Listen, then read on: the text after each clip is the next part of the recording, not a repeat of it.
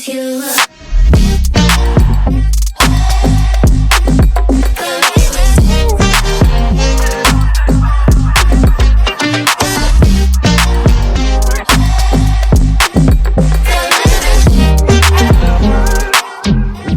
What's going on, people? Welcome to another video in the album series. So we got a little bit of a different angle here today because I just upgraded the studio with the most insane speaker setup.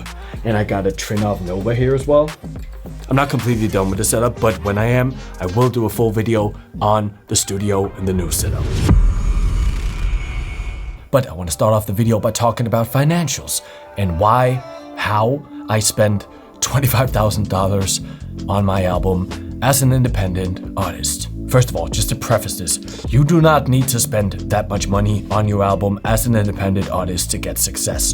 The reason why I spent all that money is, one, I had a trip to LA that cost a lot, where I recorded most of the tracks, and two, I still think I'm at the point in my career where putting a lot of effort into making a cohesive album that will represent my sound and visual identity for decades is very important. And honestly, after my disaster of a debut album last year where I released it, it got 2 million plays, and then it got taken down by Spotify for fraudulent streaming, which I didn't know about. I just had to redeem myself. I had to go all in on crafting a perfect album and rolling out a perfect marketing strategy, perfect sounding records, perfect visual identity, perfect everything. So that's why I spent the money. Now, let me just move over here.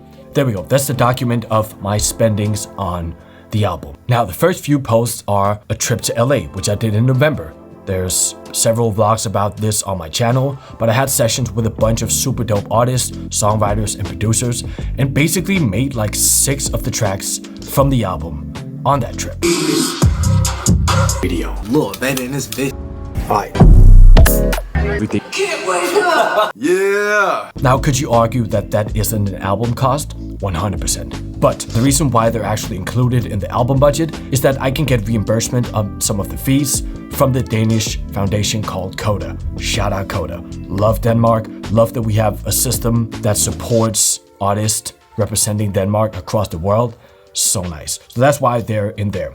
The next, studio rental in Los Angeles. Then we have mastering, which in theory I could have done myself, but I really wanted to make sure all the records sounded 10 out of 10. That's why. And after I got my first master test back from Fred Miller, my mastering engineer, it just sounded so much better than mine. At this point, I can't really do a master as well because I've heard the track so much and I'm too biased, to be honest. Ads and influencers, which I want to dive into a little bit. Now, the ads I've done are primarily TikTok ads, Instagram Boost, and Spotify Showcase, which TikTok ads doesn't need a lot of explanation, Instagram ads doesn't need a lot of explanation, but Spotify Showcase, however, is something I recently started doing. Little preface, this is not an ad in any way. I kind of feel a little bit weird about the whole thing of promoting your song on a streaming service, but we all knew it would come to this one day where it's pay to play, where you gotta pay a lot of money to reach the existing listeners you have.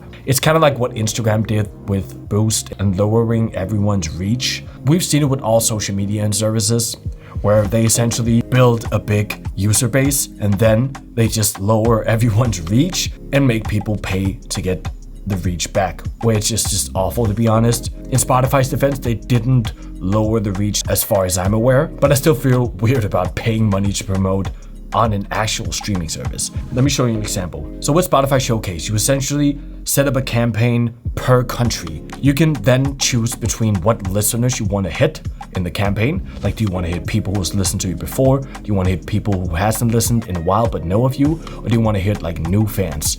The way this works is that it shows up on your front page on Spotify. It says new music from Fabi Masur. Then my track is there. That's basically how the campaign works. But with this campaign, for example, I put in 1,500 kroners, which is around 200 euro.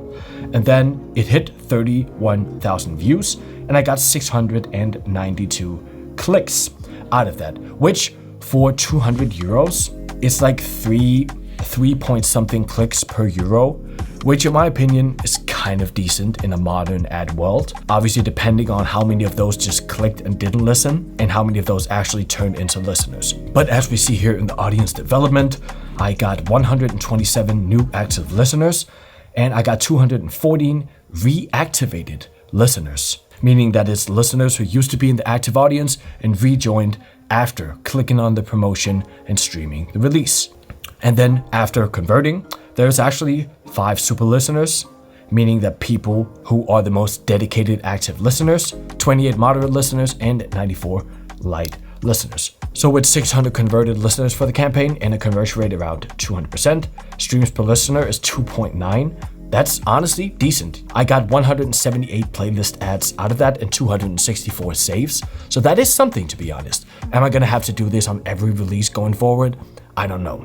And that brings me to the next big question about this whole budget. Will I ever get this money back?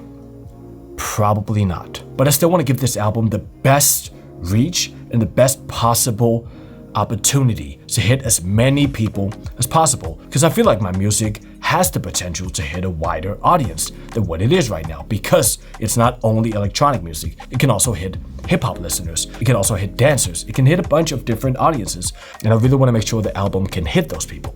That's why all the spend. Now I also plan to put in a bunch of campaigns after the album is out, so my total budget will probably end up around 23,000 euros, like $27,000-ish. And to earn that back in streaming revenue would have to have me stream like 20-30 million times, which from the looks of it right now, it probably won't. But this is about more than just money in, money out, because I have side gigs as a producer that helps me pay my bills. And also, I believe that with promoting an album and spending a lot on an album, it may end up in people's hands that can also get you either booked for shows, placed in sync or commercials or movies or something like that, and give you opportunity that will bring in revenue back. That isn't directly from the song, but it is through exposure to your music and your brand, that then some work will come in. But is it a losing business strategy spending this much on an album that probably won't come back? 100%. And I'm not saying you should do the same. And I know a lot of you guys can maybe take away some points from this and where to spend, where not to spend. And that's why I'm doing this segment. So last point on the spendings is music videos. Now, the argument of me spending way too much on videos, I also did that on my last album, it's 100% there. But look at these videos.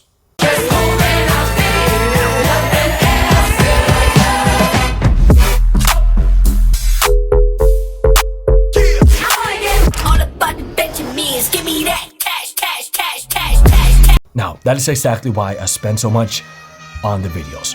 Now, I feel like the visual profile of my brand has gotten more and more important with years, and that's why I also spend a lot of money on videos, because I really feel like Spotify canvases, social media posts, all that stuff. It's really important to have a cohesive brand in your videos. And I know people will make the argument that I'm aiming at spending and production value in my videos that's higher than what my numbers are in terms of touring and streaming. Like, I'm setting the bar higher than I maybe should in terms of how popular I am as an artist and how much I spend on production, videos, album, marketing, all that stuff. And while that is a very good argument, it also just takes one song to go crazy on social media or streaming services, and people will completely flip and go, oh, maybe all the hard work and all the spendings paid off. Maybe it was a good idea to set the bar high. Which I feel like that's something that's really become a part of my brand in the past few years, that I want to set the bar as high as possible when it comes to that. But yeah, that's the spending so far. I'm 12 days from releasing my album. Also, pre-save link down below. It would mean a lot to me if you pre-saved. I'm an independent artist, and as you know, yeah, I need the numbers. Let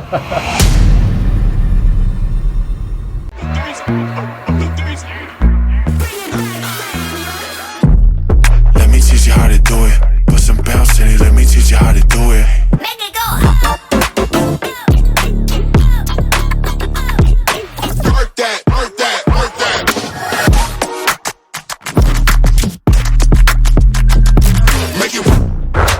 On and on, can't understand why the bounce so dumb. When you know, I got Weight on my shoulders, I lifted a weight. Top of the day, never dropping a weight. Me and Fabian Lincoln, we locking a hit.